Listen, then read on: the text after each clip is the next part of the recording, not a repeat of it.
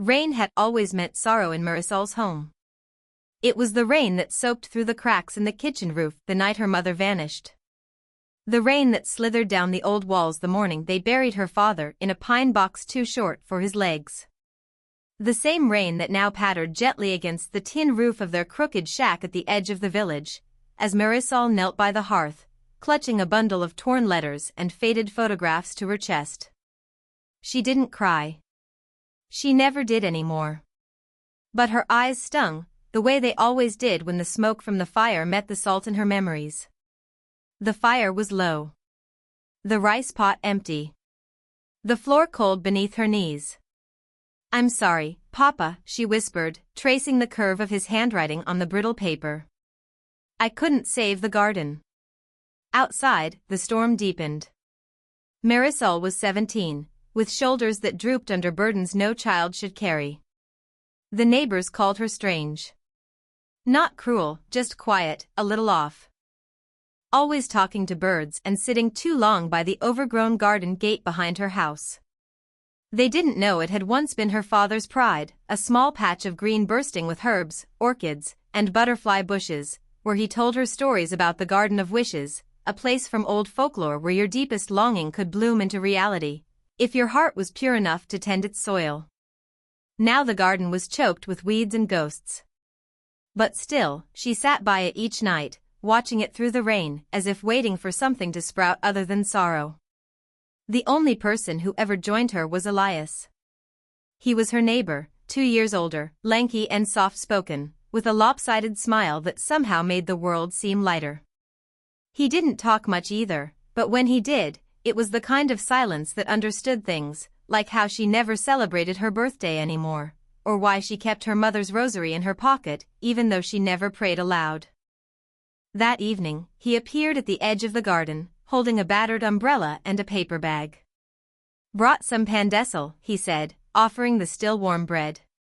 "Tita baked too many again." Marisol took the bag with a nod of thanks.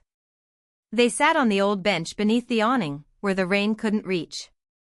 Still watching, he asked after a long pause. She nodded. "I saw something last night." He looked at her, curiosity flickering behind his eyes. "What kind of something?" "A light. Not like a lantern or flashlight. It shimmered, like moonlight through water. But it moved. It came from the garden." Elias said nothing at first.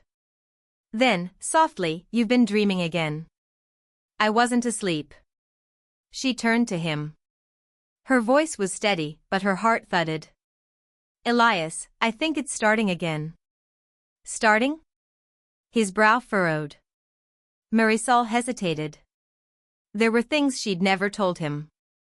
Things about her father's whispers late at night, about strange seeds that glowed under moonlight, and lullabies her mother sang in a language no one else remembered. About the voice she sometimes heard humming from the garden when the rain was strongest. "I don't think it's just a garden anymore," she whispered. The rain softened. A hush fell over the world, as though the night itself were listening. Elias didn't laugh. He never did. That's why she trusted him.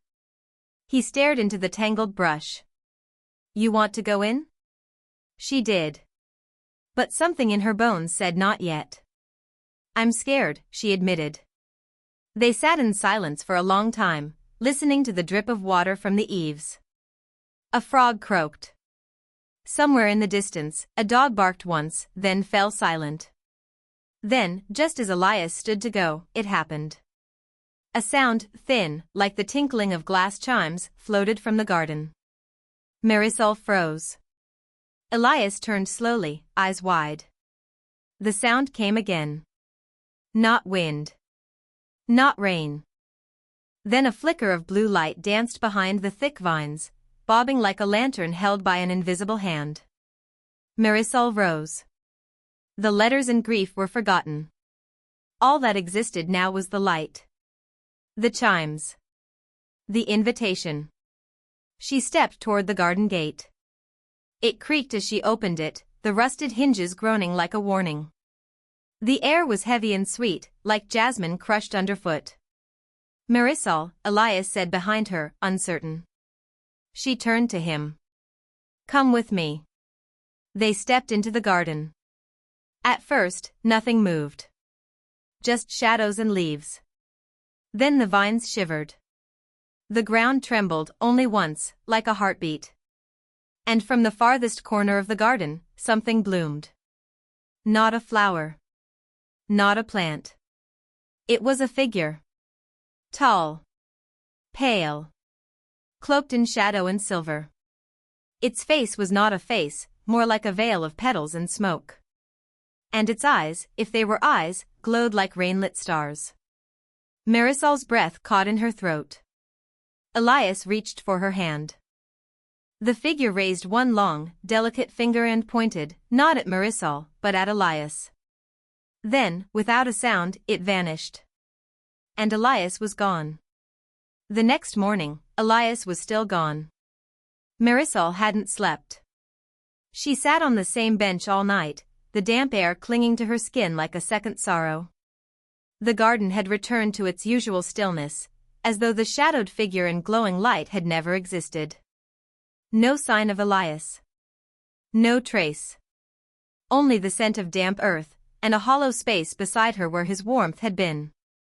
She stumbled through the day like a ghost, eyes scanning the trees, ears tuned to the wind for his voice. But no one else had seen him. No one in the village had heard anything strange. They dismissed her gently, with tilted heads and pitying smiles. He probably just went into town. You know, boys. You're tired. Maybe you dreamed it. But Marisol knew better. As the sun dipped behind the hills, she found herself standing once more at the edge of the garden, staring into the shadows where Elias had vanished. She clutched something in her palm, something small, warm, and humming softly against her skin.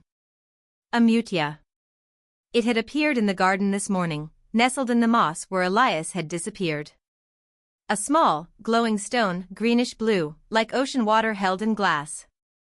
When she picked it up, it pulsed faintly in her hand, almost like it recognized her. Now, under the first stars, it began to glow brighter. That doesn't belong to the soil anymore. The voice came from behind her. Soft, lilting, like reeds swaying over a river. Marisol turned. A woman stood there, barefoot on the wet grass, her long black hair trailing behind her like ink in water.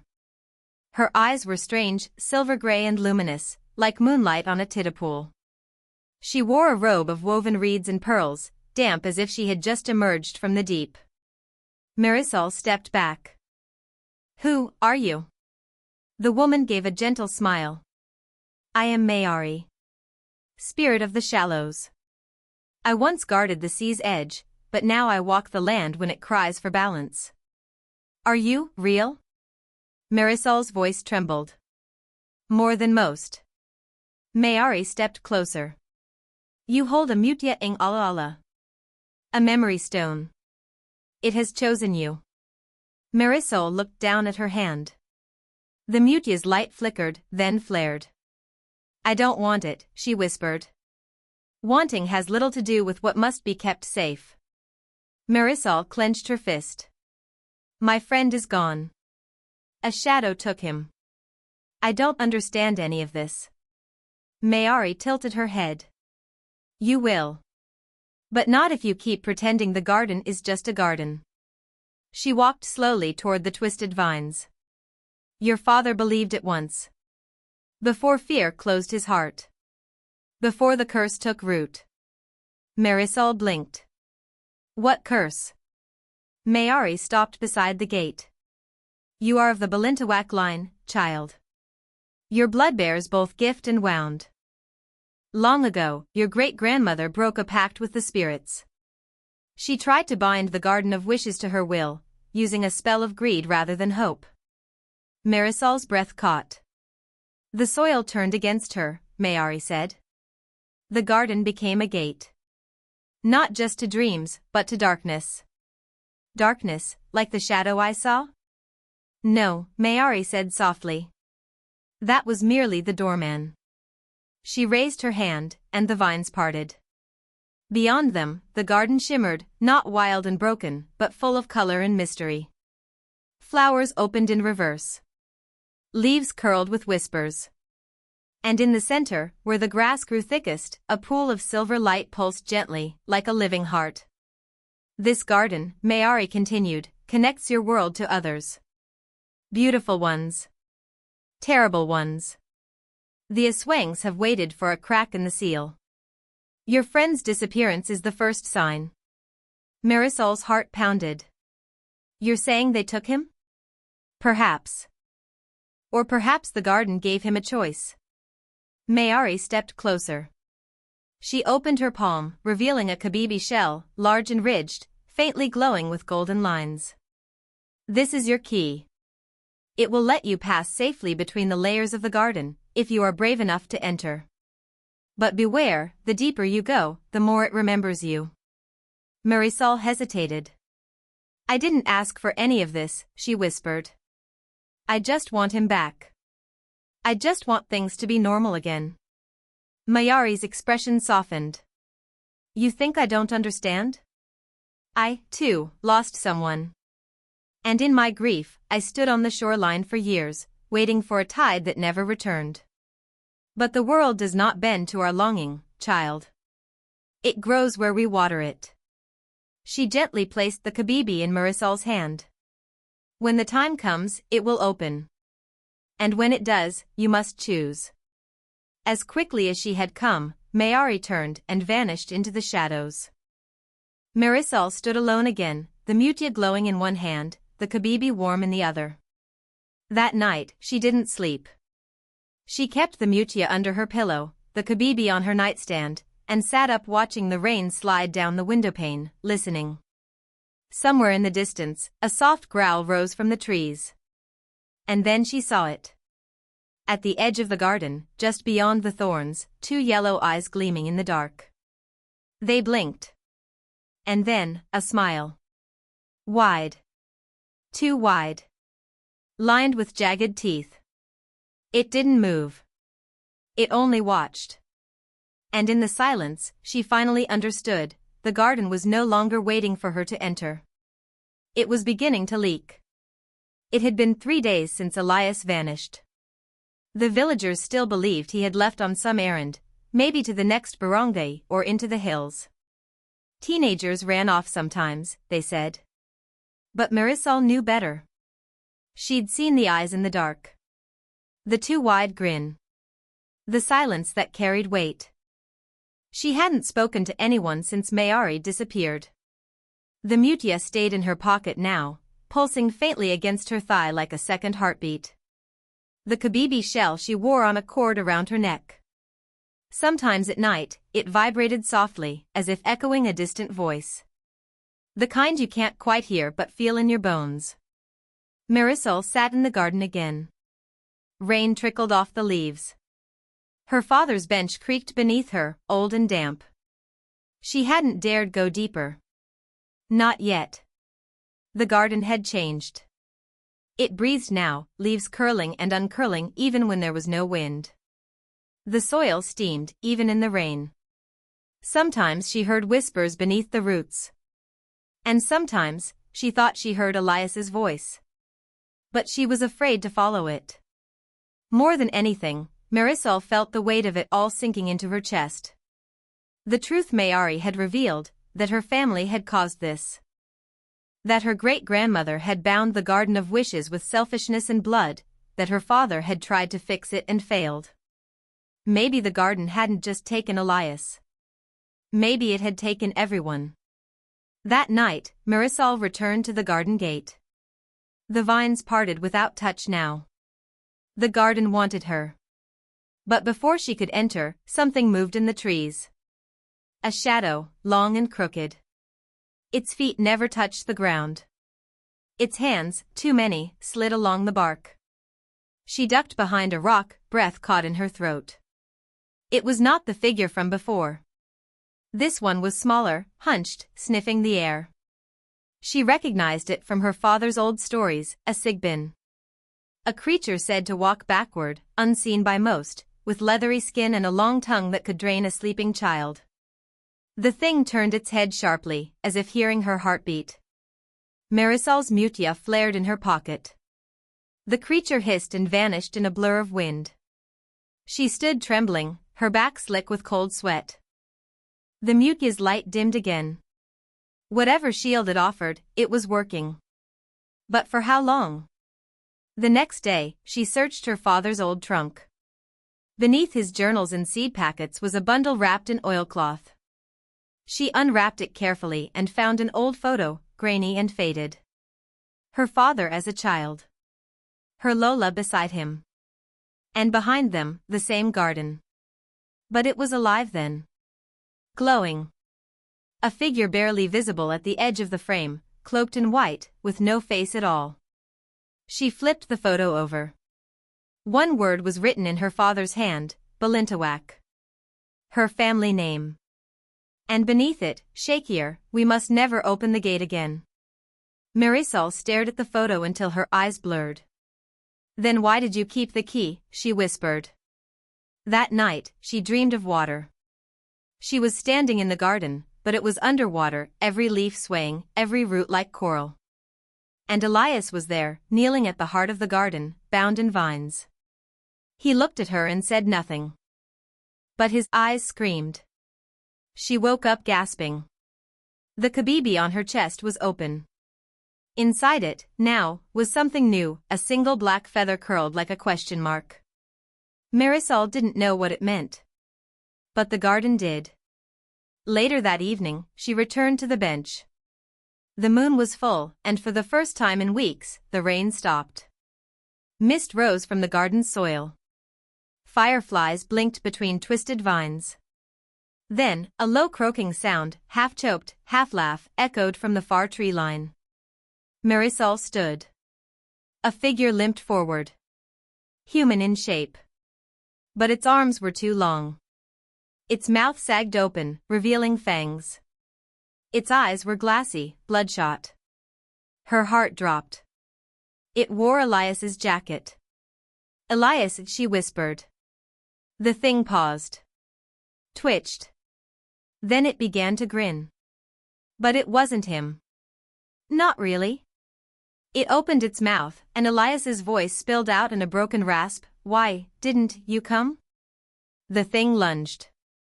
Marisol raised the mutia. A blinding flash erupted from her palm. The creature screamed, a high, crackling sound, and vanished into smoke. She collapsed to her knees. The Aswangs were watching her now. No more illusions. No more shadows. They were coming. That night, curled in her bed, Marisol couldn't stop shaking. She thought of her father, of how he used to sing lullabies to the plants, how he wept the night her mother vanished into the storm. Had he known the truth? Had he tried to seal the garden alone?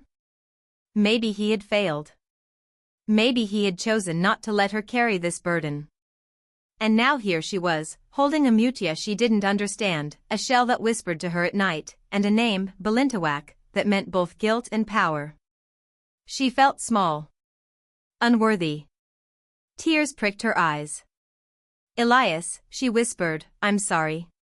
She pressed the feather to her lips and didn't care if it was cursed. I'm going to find you. Outside, in the garden, the vines rustled though no wind blew. From the farthest corner, something began to dig its way out. The rain wouldn't stop. It fell in thin sheets now, constant and whispering.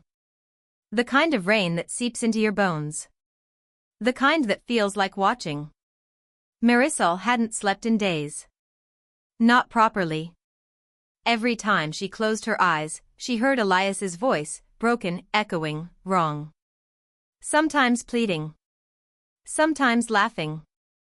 Sometimes silent. The feather from the kabibi had turned brittle and black. The mutia no longer pulsed. It just glowed. Steady. As if bracing itself for something. And the garden had changed. It wasn't just breathing anymore. It was listening. The vines no longer parted gently when she approached. They twitched, as if irritated. Roots moved when she wasn't looking.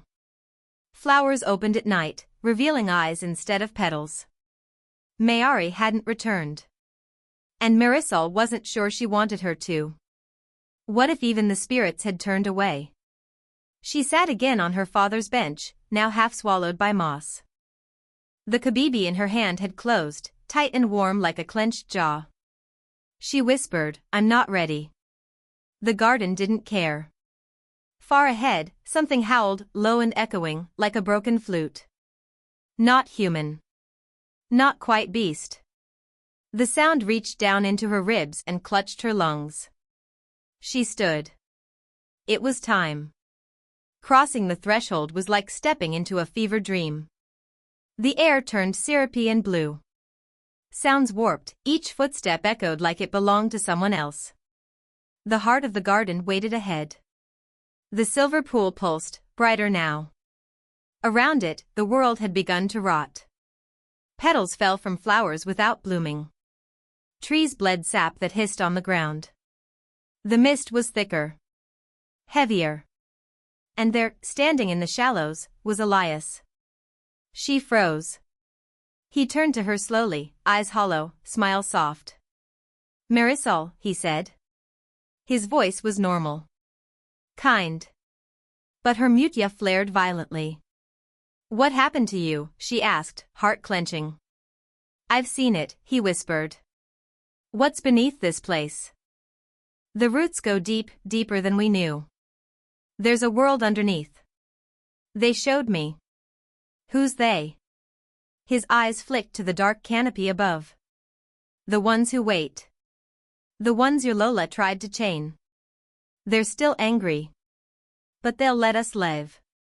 You and me." "No," Marisol said. "They took you. They found me." He stepped toward her. "You don't have to fight it. Just open the rest of the gate. It wants you to. It always has." She stepped back, shaking. "This isn't you. You would never say that." "I would if it meant saving you." His smile cracked. Literally, his lips split open, revealing something pale and veined beneath. Marisol gasped. Elias's smile vanished. "You're not ready," he said coldly.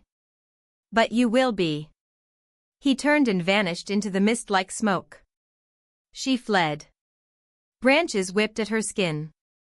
The garden resisted her exit, roots trying to trip her, brambles snapping at her ankles. By the time she burst into her yard, the world felt too bright. Too solid. She collapsed onto the grass, sobbing. She wanted to scream. But what would it change? She was still alone. That night, she didn't go to the garden. She stayed in her room, wrapped in blankets, staring at her father's old journal. Its pages were smudged, damp at the corners. But one entry glowed faintly under the candlelight. "The mutia is not a weapon. It is a memory. What it protects must be chosen, not forced. The garden listens. It remembers our pain." She turned the page. Elias saw it too. "I told him to stay away. But the garden calls those who are lost the loudest." Her blood ran cold. Her father knew. He had seen the garden take Elias before. Not physically. Spiritually. Slowly. Over time. So why had he done nothing? She slammed the journal shut. The next day, the sky turned yellow-gray. The kind of color that meant the storm would break soon, and badly. The villagers were restless. Dogs barked at nothing. Children cried in their sleep. Even the air tasted strange, bitter, like iron. As Marisol walked through the yard, she saw black feathers scattered along the grass. Dozens. Hundreds. Forming a spiral pattern. In the center, the kabibi shell had opened again. Inside was a drop of blood. Fresh. Bright. A warning. Marisol sat by the fire, staring into the flames. The mutia lay in her hand. Still pulsing. Still warm. What if I can't do it, she whispered. No one answered. What if they were right? What if I'm just the next Balintawak to ruin everything? No answer. Just the crackle of flame. The pressure in her chest. The garden breathing beyond the trees. That night, she dreamed of her father. He stood by the garden gate, older than she remembered, his face hollow with regret. You must forgive me, he said. You left me with this, she replied. You let it take him. I tried to protect you.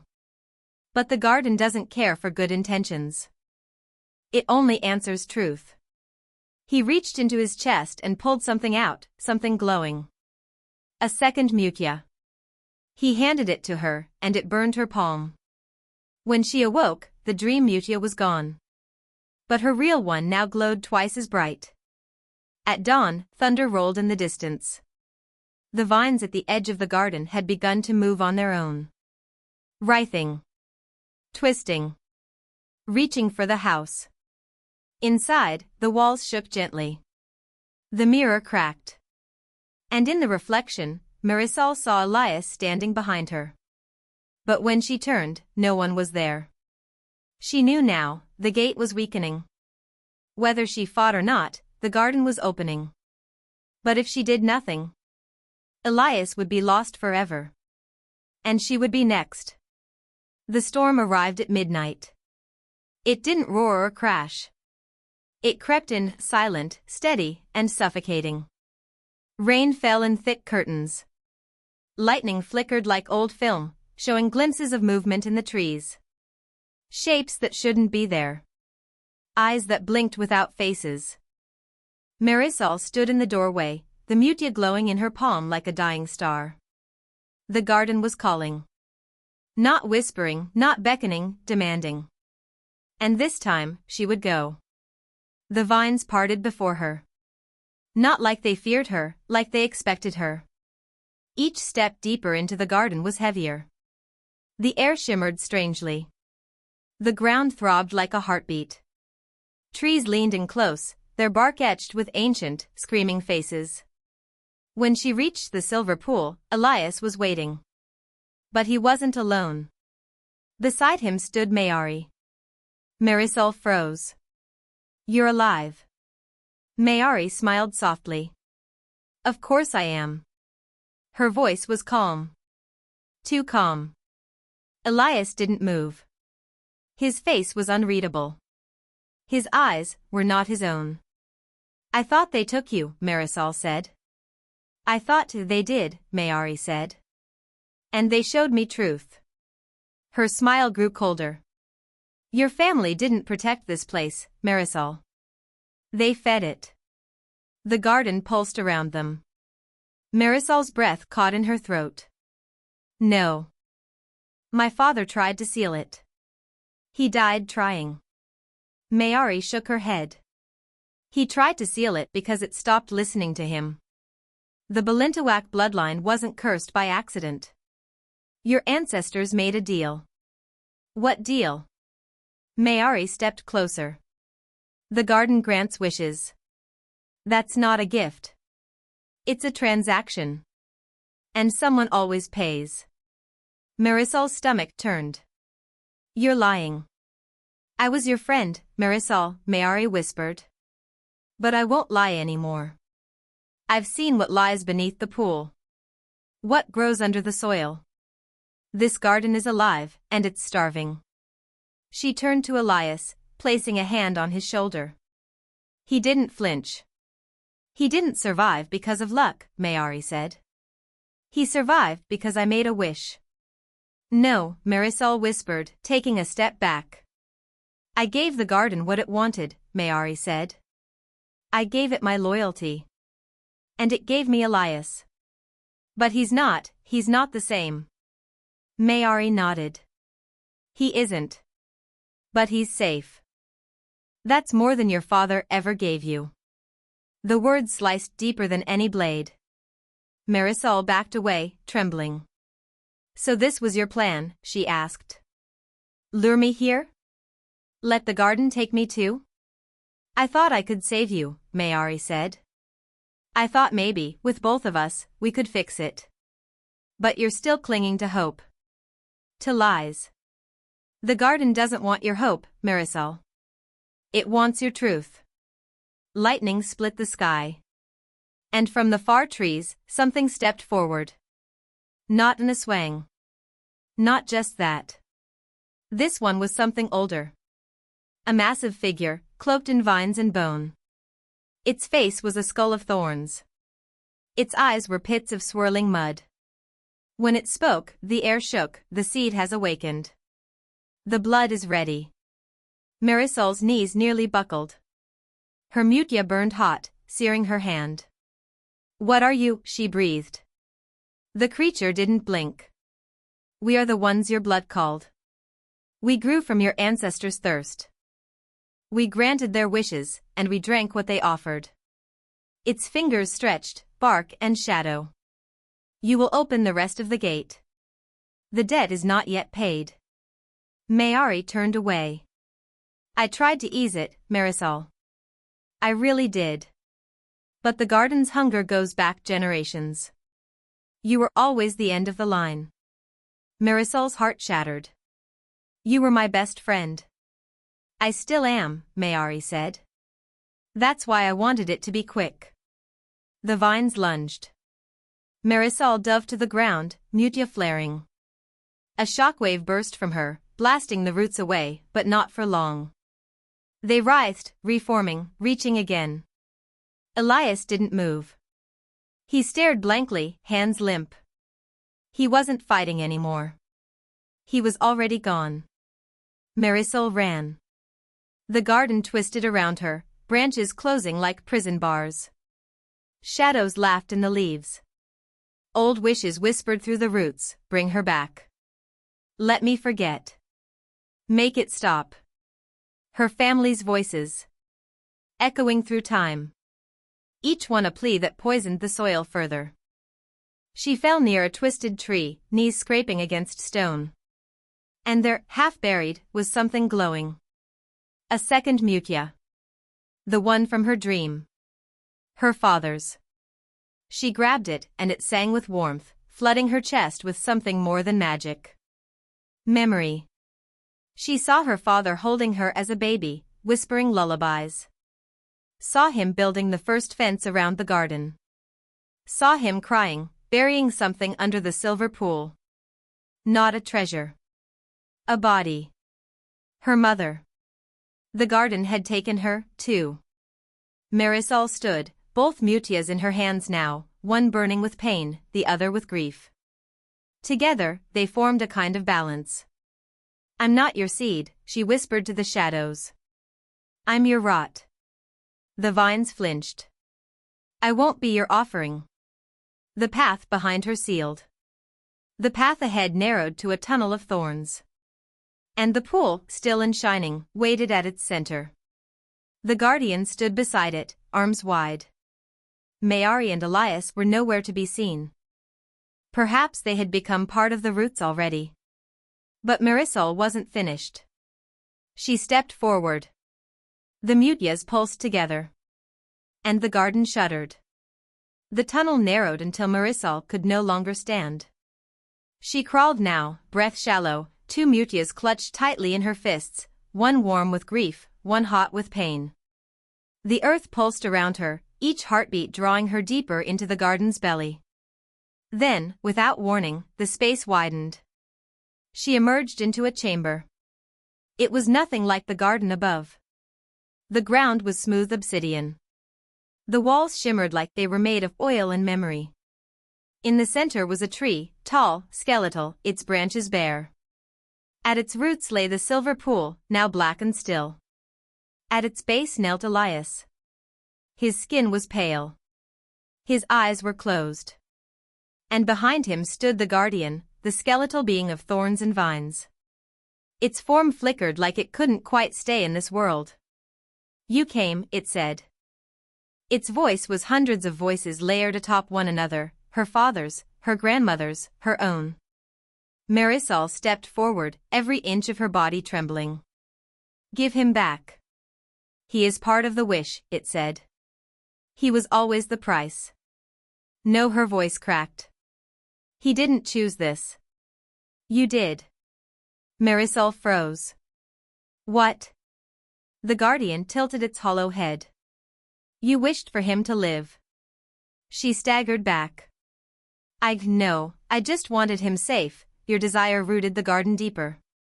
A wish made from desperation. It was enough. The silver pool stirred. Images flickered on its surface. Elias's body broken in the flood. Her hands holding his, crying into the soil. Her whisper, please don't die. Take anything. Just don't take him. The wish was hers. The deal was sealed. Tears spilled down her cheeks. I didn't know, she whispered. The guardian stepped aside, revealing Elias's face. He opened his eyes, but they weren't his. They were empty. The garden had him. You may take him back, the guardian said. But something else must take his place. Marisol looked at the mutias in her palms. Her father's warmth. Her own sorrow. She remembered the journal. The mutia is not a weapon. It is a memory. And memory was power. She knelt beside Elias. I'm sorry, she whispered. He blinked. A flicker of something behind his eyes. She pressed the warm mutia, her father's, against his chest. The other, the painful one, she placed against her own. Then she looked at the guardian. Take me, she said. Not as a price. As a seed. The ground trembled. I'll give myself to the garden. Not in death, but in truth. Let me carry the memories. Let me hold them all. Let me make this garden remember. The pool hissed. The bare tree groaned. And then, it bloomed. Dozens of black petals burst from its limbs. The air filled with scents of rain and grief and childhood lullabies. Faces appeared in the bark, her mother's, her father's, her Lola's. Even Mayari's. Marisol felt the mutia burn through her chest. Every memory, hers and not hers, rushed in. She saw the first wish, a starving child asking for food, giving her breath in return. She saw a wounded soldier beg for peace, trading his name. She saw her great-grandfather offer his firstborn for strength to protect the village. Wish after wish. Loss after loss. The garden wasn't evil. It was full. It carried everything. And it had been carrying it alone. Until now. Elias gasped and collapsed. Marisol caught him. His eyes blinked, clear for the first time. Marisol? I'm here. The guardian tilted its head. You offer balance. Not blood. We accept. Vines wrapped around her, not like chains, but like roots. They didn't pull her under. They planted her. The chamber began to collapse, light rushing in, the obsidian floor breaking apart. Elias clutched her arm. Come with me. She smiled. I am. No. We'll leave. Together. I have to stay. Why? Because someone has to remember. The roots wrapped tighter. Her feet sank into the earth. Elias sobbed, clutching her hand. She squeezed it one last time. Then let go. The garden split open. Above, the storm ended in a scream of wind and light. Vines retracted. Shadows scattered. The pool dried to dust. At the center of the clearing, where once stood the heart of the curse, now bloomed a single flower, white. Still. Radiant. 1 month later. The village had changed. The garden no longer moaned. Its trees grew softer. Children played at its edge without fear. The elders stopped dreaming of death. No one remembered what exactly had happened. But they remembered peace.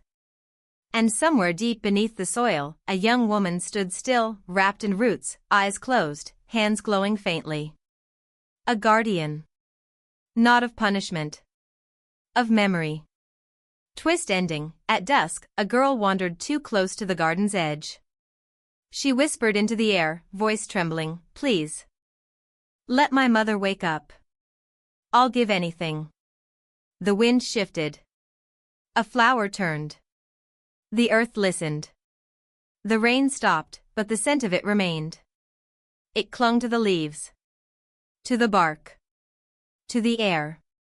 As if the storm hadn't ended but simply gone silent, like a secret buried in the soil. Elias came to the edge of the garden every morning. He didn't speak. Didn't call her name. He simply sat, palms resting in the grass, head bowed. The villagers whispered that he'd lost something in the storm. Others said he'd seen things, dark things, beneath the roots. But no one pressed him. No one entered the garden. Not anymore. It had changed. So had he. Where once the trees groaned and moaned, now they hummed. A low, steady sound. Like a lullaby sung by the earth itself. The flowers that bloomed were strange. Too large, too vibrant, always wet with dew, even on dry days. Children said the blossoms whispered when no one else was listening. Sometimes, they said the flowers remembered your dreams. Elias remembered his. He still heard her voice when he slept, Marisol, laughing softly beneath the trees, scolding him for sneaking mangoes out of the neighbor's yard, whispering secrets under bedsheets. But in the last dream, she had not spoken at all. She had only smiled. And that smile stayed with him, etched into his chest like light. He carried the mutya she left behind. It no longer glowed. No longer pulsed. But it was warm when he held it, like holding her hand again. He wore it on a cord around his neck. Not for power. For remembrance. One day, he found Mayari's shawl at the garden's edge, draped across a bush of thornless roses. She had never been found. Some said she'd vanished. Others believed she had become part of the garden itself. Elias suspected both were true. He wept when he held the shawl. But he buried it beneath a tree, not in grief, but in gratitude. She had tried to save what she could. Even if it cost her everything. In time, the village grew quieter. People no longer feared the night. Fewer dreams were troubled by shadows with too many eyes or mouths that whispered in tongues older than memory. A shrine was built beside the garden, a circle of stones around a tree that never bloomed, yet never withered. The villagers left small offerings, cups of rice, strings of beads, written wishes folded into tiny birds. No one knew exactly why they did it. But they felt lighter when they did. Elias became a healer. He learned from the old albulario who remembered the way herbs used to sing when picked with kindness.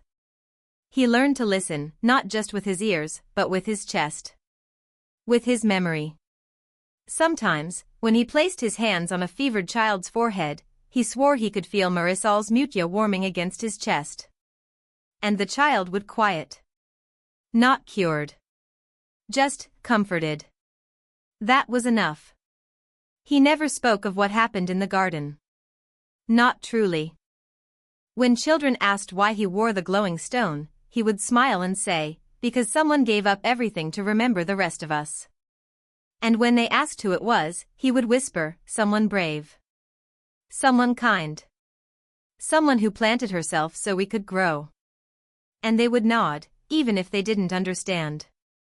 Even if they forgot. The garden didn't. On the 7th anniversary of the storm, Elias returned to the pool. It had long since dried. The black water gone. The earth beneath it clean and firm. He knelt and whispered a wish, not for himself, but for her. "I hope it's peaceful, wherever you are." The wind shifted. Leaves rustled. And just for a moment, he heard her voice, "I'm right here." He closed his eyes. And smiled. Far beneath the soil, deep in the roots of memory. Marisol dreamed. She saw 1,000 lives. 1,000 wishes. 1,000 hands pressed to the earth, begging to be heard. She did not speak. She listened. She remembered. And the garden listened with her. Each bloom was a memory. Each branch, a story. And in the rain, when it fell soft and slow, the garden sang of her. Of the girl who offered herself not in sorrow, but in choice. Not to be forgotten. But to remember everyone else. Final line, and when the wind passed through the trees like breath, it carried her memory gently, like rain returning to the earth that once called her home.